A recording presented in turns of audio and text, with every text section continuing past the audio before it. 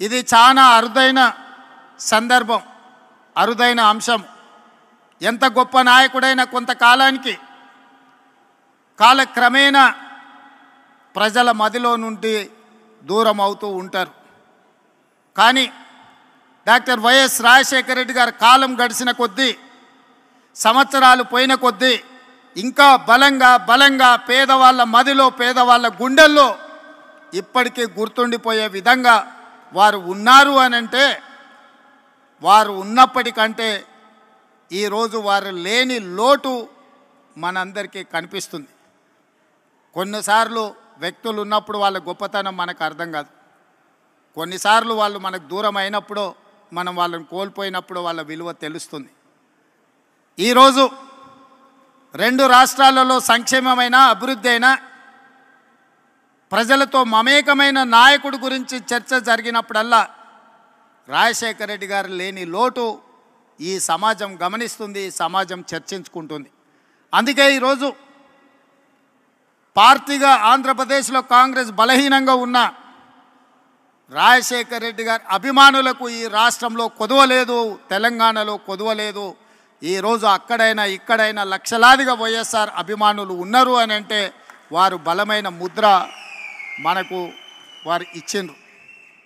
ఇక్కడ వేదిక మీద ఉన్న మిత్రులందరికీ అధికారంలో ఉన్నప్పుడు కానీ, కాంగ్రెస్ పార్టీలో ఉన్నప్పుడు కానీ వాళ్లకు ఒకే రకమైన అనుభవాలు ఉన్నాయి. నాకు మాత్రం భిన్నమైన అనుభవం ఉంది వైఎస్ఆర్ గారితో. నేను మొదటిసారి 2007లో మొట్టమొదట స్థానిక సంస్థల నుంచి శాసనమండలి సభ్యుడిగా నేను కావచ్చు, మా మిత్రుడు భట్టి గారు కావచ్చు, లేదా మా గిడుగు రుద్రరాజు గారు కావచ్చు, లేదా పెద్దలు సిపిఐ నారాయణ గారు, వాళ్ళు ఎవరు ముఖ్యమంత్రిగా ఉన్నా, వాళ్ళతో కలిసి ఉన్నా, వాళ్ళతో కలిసి లేకపోయినా సమస్యల్ని గుర్తు చేసే విధానంలో మనమందరం చూస్తూ 2007 మొదటిసారి శాసనమండలి సభ్యుడిగా సభకు వెళ్ళినప్పుడు ఐఏఎస్కు, ఐపీఎస్కు ప్రిపేర్ అయ్యే వాళ్ళు కూడా రాత్రంతా చదివేవాళ్ళు నాకు తెలీదు. చదివితేనే ఐఏఎస్ అయ్యిండ్రో కాలేదో నాకు తెలీదు.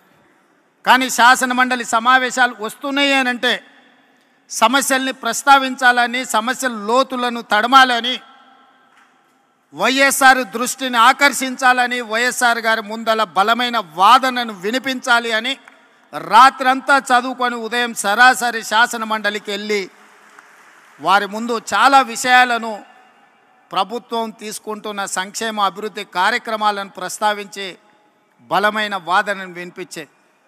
అదే కాదు, 2009లో మళ్ళీ వైఎస్ఆర్ గారు రెండవసారి ముఖ్యమంత్రి అయినప్పుడు నేను మొదటిసారి శాసనసభ్యుడిగా ఎన్నికైనా అదే విధానాన్ని కొనసాగిస్తూ మొట్టమొదటి బడ్జెట్ సమావేశాలలో వైఎస్ఆర్ గారు బడ్జెట్ను ప్రవేశపెట్టిన తర్వాత ప్రధాన ప్రతిపక్ష పార్టీ నుంచి దాదాపుగా 40 నిమిషాలు ఏకధాటిగా అంశాలను ప్రస్తావించినప్పుడు మధ్యలో ముఖ్యమంత్రిగా పిల్లవాడని కాకుండా ప్రోత్సహించాలన్న ఆలోచనతోని నేను లేవనెత్తిన అంశాలకు డాక్టర్ వైఎస్ రాజశేఖర రెడ్డి గారు లేచి సమాధానం ఇచ్చేవాళ్ళు.